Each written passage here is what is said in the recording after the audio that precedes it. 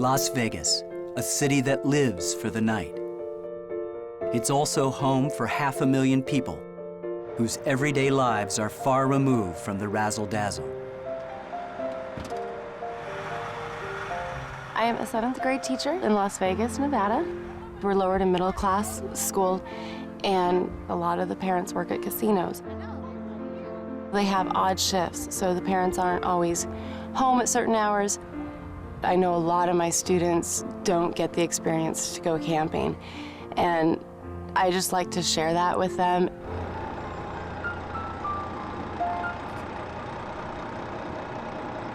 All right, let me have your attention, 7th graders. Are you excited?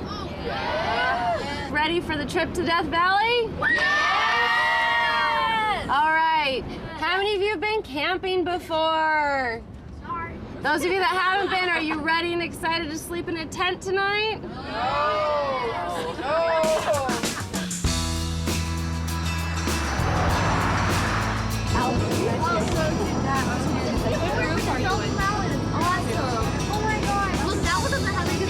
Oh my God! This is our Death Valley Rocks program, where we're bringing young kids to Death Valley. We want this to be a place where they can learn a whole lot better than being in a classroom. The youth we wanted to reach were the inner city youth. The inner city kids, more often than not, don't have an opportunity to enjoy the outdoors. We're going to go down into the crater. It will not be as windy as we go down. For most of them, this is a completely new experience. There's only less than 10% of the kids that are here who have actually camped, which means like 6 or 7 kids. They have no idea any of this is out here. Suddenly you're in wide open expanse and away from everything. Everyone knows how Yuba Hibi was created. Hot magma comes in contact with water, creates steam, and it builds up, builds up, builds up, and all of a sudden, and that's Yuba Hibi Crater. You will be reenacting how Yuba Hibi got here. Okay. Tiffany, come on.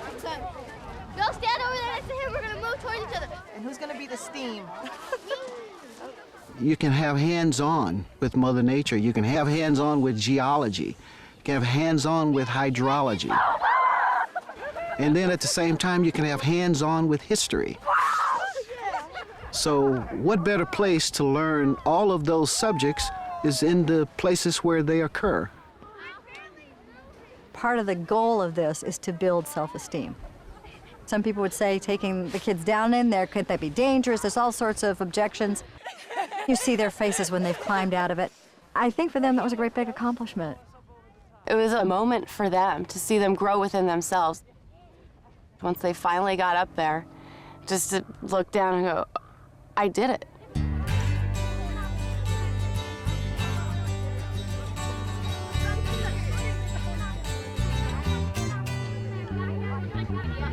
Look in your workbooks. You're going to do a little bit of dune discovery on your own. You're going to take a finger. You're going to stick it in your mouth. Don't matter. Stick it in the dirt. You're going to stick it in the sand. Do not stick it back in your mouth. You now have a sand sample. In class, we studied geology in the fall. The rangers came out 3 different times to our school. They did activities about the rock cycle and the different geology and good stewardship and things like that. So this went right along kind of as a culminating experience. Where do you see? You see blue? Yeah, right there. And then salt and pepper. Yeah, I even see green. Do you? You see blues and greens? I see a yellow. See that yellow? Is that little specks of red in there, or is that from your hot Cheetos? What do those colors mean? It means that it came from like a mountain where the sea used to be, so the water sort of changed the colors. Oh, let's draw that one right there. Okay, let's. It's neat to see them when they get there. Wow, this is what we've been doing, and this is what we've been reading about. We're actually getting better behavior out here than we were getting in the classroom. I mean, these kids have been working on their own, they've been working together afterwards, and it's also just flat out fun. Let's go, guys!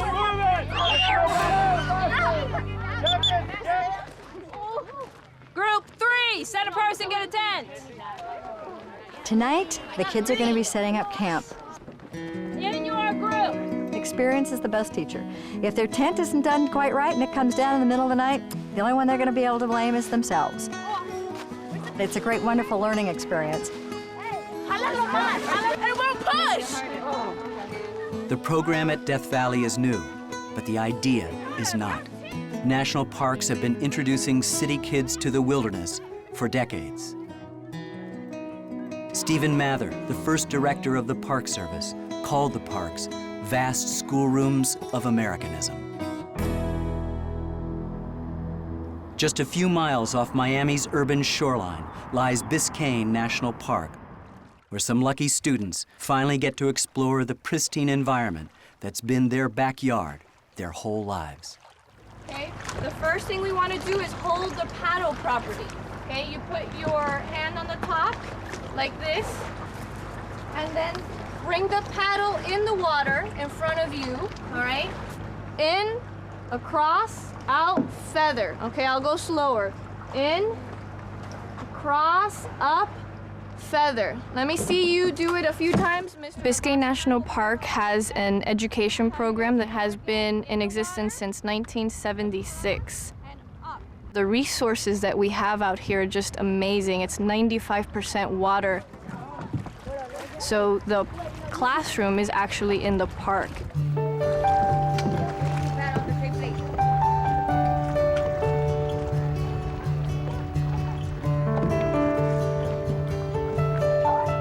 We target students throughout South Florida. We take the students out of the classroom and bring them to the actual ecosystems, the mangrove shoreline, Biscayne Bay and its seagrasses, the islands with its hardwood hammock, and even out to the coral reef.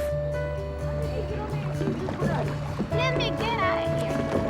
Let me wet. Oh, I was canoed before. Anybody canoed before? no, it was my first time. My first time. This is all new to them, being in a boat, seeing blue crabs with eggs on it, seahorses, horseshoe crabs. It just opens their eyes to another world. So who liked it? I liked it, but it was scary. Yeah, I liked it, but it was scared. It was Scared the whole time? If somebody I was scared the whole bossy. time because we kept getting somebody stuck. was kind of bossy. Who? Him. Him. These kids don't have any type of aspirations to anything in life. Close your eyes. All they know is their neighborhoods, the crack dealers, the drug dealers. Let go, Anthony. They don't get a chance to come together and work as a team very often. Everything to them is very competitive. They don't like working together. They don't like trusting each other. So coming here gave them an opportunity to work on all these different activities that required them to come together and achieve a goal. Ready? Ashley, turn around. Turn around. Ask him, are you ready to catch? Yes. I'm ready to fall. Say, I'm ready to fall. Okay, cross your hands. Close your eyes. And fall, just like you did in a circle. Good job, Ashley. She did good, Ashley. Y'all gotta get closer. How closer? You can call She's it. right. If you fall. There you go. Ready, Renisha? There you go. Fall straight back, Renisha. Let it go. Girl, perfect. It was really awesome to just see them work together and trust each other because they don't. And at first they were very apprehensive about just letting go and putting their safety in somebody else's hands. Who's down here wants to go? Me. You guys have been working. When they're exposed to seeing that they can work together and not be working against each other, I think it gives them a different outlook on life.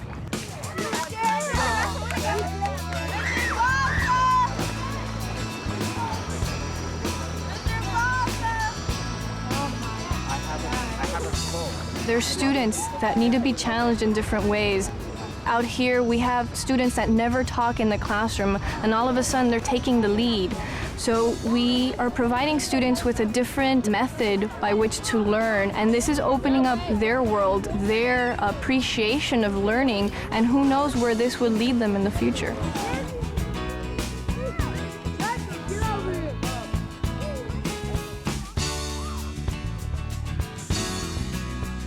Come on, we got pancakes. If you want some, come get them, and they're not bad. Hello, girls. Hello, ¿les vamos? ¿Cómo están esta mañana? A las muchachas. It's hard to sleep last night. It was really cold. It was all wet.